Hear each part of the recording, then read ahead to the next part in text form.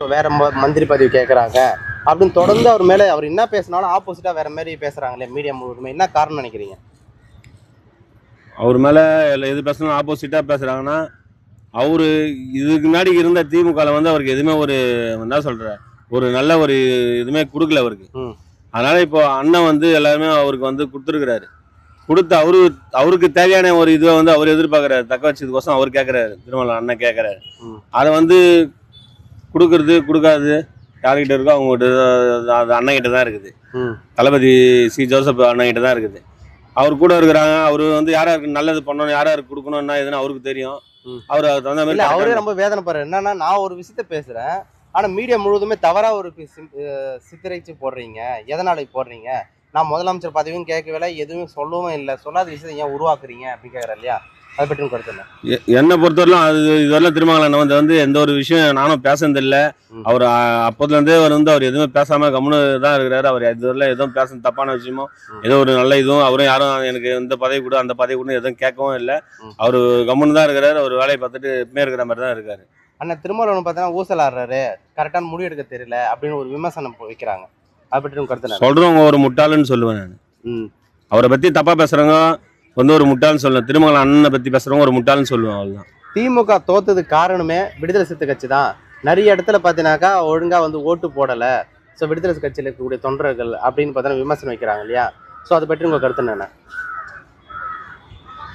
அவர் திருமங்கலம் தான் கட்சி தோத்துது அப்படின்னு சொல்கிறத விட திமுகவில் சில பேர் ஊழல் பண்ணாங்க. அவங்களுக்கு பின்னாடி இருப்பாங்க சேகர் பாபு, இதுக்கு பின்னாடி இருப்பாங்களா, அவங்களெல்லாம் வந்து திமுக தோக்கலை.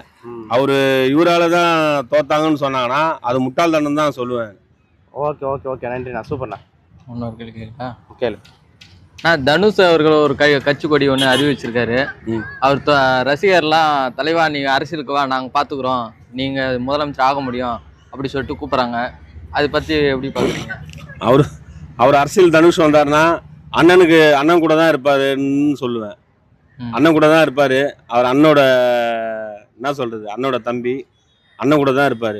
இப்போ எப்படி பார்க்குறீங்க? நடிகர்லாம் எல்லாருமே இப்போ அரசியலை பற்றி விஜய் வந்ததால் எல்லாருமே உள்ளே வந்து இப்போ இது பண்ணுறாங்க. அது எப்படி பார்க்குறீங்க?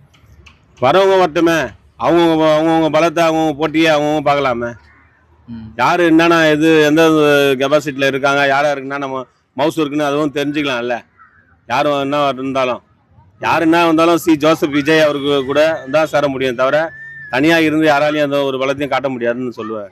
ஓகே, இதுக்கு முன்னாடிலாம் அரசியல் சினிமாவில் நடித்தவங்க அரசியலுக்கு வரணும் எல்லாமே ரோசிப்பாங்க, அதில் போனால் ஜெயிக்க முடியுமா அப்படின்னு. ஆனால் இப்போ ஒரு அரசியல் காலத்துக்கு போகலான்னு நம்பி பார்த்தோன்னா ஒரு கட்சி ஆரம்பிக்க வராங்க இல்லையா? அதை பற்றி உங்கள் கருத்து என்ன? ஏன்னா வந்து ஒரு அந்த ட்ரெண்டை பார்த்தீங்கன்னாக்கா விஜய் நம்ம மாற்றி விட்டார். திமுக அதிமுக இல்லாமலோட நம்ம ஜெயிக்க முடியும் அப்படின்ற ஒரு இல்லை. ஆமாம், இதுக்கப்புறம் வர காலகட்டத்தில் வந்து போட்டோமே போயிட்டு இதுக்கப்புறம் புதுசாக வரவங்க அப்படியே அந்த கட்சிகள் உருவாகிறது ஒரு நல்ல விஷயம் தான் நான் சொல்லுவேன். இருக்கிற கட்சிகளில் வந்து போயிட்டு புது கட்சிகள் உருவாகுனா அது ஒரு நல்ல விஷயம் தானே. அது புது கட்சிகள் உருவாகும் போது என்னமே சூழ்நிலை தமிழகத்துக்கு நன்மை கிடைக்குமா தீமைகள் கிடைக்குமா? நன்மைகள் கிடைக்கும் தான் நான் சொல்லுவேன். எல்லா வரவர்கள் வந்து இளைஞர்கள், அதனால நன்மைகள் கிடைக்கும் தான் சொல்ல முடியும்.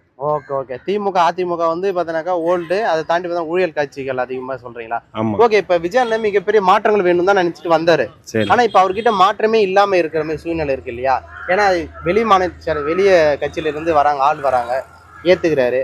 அப்ப அங்க மாற்றங்கள்ன்றது மாற போதில்ல, இல்லாம போதுன்னு நம்ம அப்படி சொல்ல முடியாது. ஏன்னா இப்ப வந்து பாத்தீங்கன்னாக்கா இவங்க அங்க இருக்கக்கூடிய அதிமுக இருக்கவங்க எதுவுமே வேணாம்னு நினைச்சு திமுக வேணாம்னு நினைச்சு தான் நம்ம ஓட்டு போடுறோம்.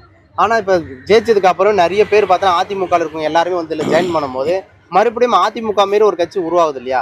மறுபடியும் அதுல இருக்கக்கூடிய அதிமுக இருக்கக்கூடிய அதுதான் நீங்க அந்த இடத்துல தப்பு பண்றீங்க. அதிமுகல இருந்து வந்து தளபதி தமிழக வெற்றி கழகத்துல சேர்றாங்கன்னா அது அதிமுக கட்சி ஆகாது.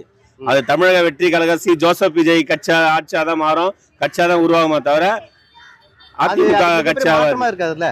ஏன்னா எம்எல்ஏ அதுல இருந்தவங்க ஊழல் பண்ணவங்க தான் மறுபடியும் இதுலயே வராங்க. இப்ப இதுல வந்தவங்க பாத்தீங்கன்னாக்கா மாற்றம்ன்றது இல்லாத போயிடுது. அந்த ஊழல் நடக்க கூடாதுன்னா சைடு எல்லாம் எதாவது இல்லைன்னு தளபதி ஜி ஜோசப் அண்ணன் விஜய் சொன்னதுன்னா வார்த்தை. அண்ணன் என்ன சொன்னார், விஜய் அண்ணன் என்ன சொன்னாரு? இந்த சைடு கீடு இல்லாம சைட்டு தான் அப்படி இந்த ஊழல் கீழல் லஞ்ச ஒழிப்பு அதெல்லாம் இருக்கக்கூடாதுன்னு தானே இப்ப எல்லா இடத்துலயும் சொன்னாரு. இப்ப மீட்டிங்ல என்ன சொன்னாரு? இப்ப போயிட்டு கரூர்ல அதிமுக பேசியிருக்காரு. அதிமுக இருந்து வரக்கூடிய ஒரு எம்எல்ஏ மந்திரிகள் எல்லாமே டிவிக்களை வரும்போது இங்க இருக்கக்கூடிய டிவிக்களை பல வருஷமா உழைச்சவங்க, பல வருஷமா போஸ்டர் அடிச்சு ஒட்டினவங்க, அவங்களுக்கான வாய்ப்புகள் குறைக்கப்படுது இல்ல? சோ அது எப்படி பார்க்கப்படுது? எந்த எந்த எந்த இதுல குறைக்கப்படுதுன்றீங்க? இப்ப அதிமுகல இருந்து டிவிக்கு ஜாயின் பண்ணும்போது, ஏன்னா இப்ப பாஸ்கர் அவர்கள் இங்க வராருனாக்கா, பாஸ்கர் அவர்கள் இங்க வரும்போது அந்த மாவட்டத்துல இருக்கக்கூடிய தொகுதியில அங்க இருக்கவங்க யாராவது வந்து போஸ்ட் வச்சவங்க, யாராவது ஒருத்தவங்க நின்னு இருப்பாங்க எம்எல்ஏக்கு. இப்ப இவர் இங்க வரும்போது அவங்களுக்கு தானே, அந்த பாஸ்கருக்கு தானே அந்த வாய்ப்பு கிடைக்கும். அப்படி இல்ல, இதுல வந்து அண்ணனோட திட்டங்கள் என்னன்னா, அரசியல் அனுபவப்பட்டவங்களும் வேணும், அரசியல் இது அப்புறம் கத்துக்கொள்றவங்களும் வேணும் தான். அண்ணன் வந்து எல்லாத்தையும் கரெக்டா தான் இது பண்ணிருக்காரு, கரெக்டா தான் இது பண்ணிட்டு இருக்காரு.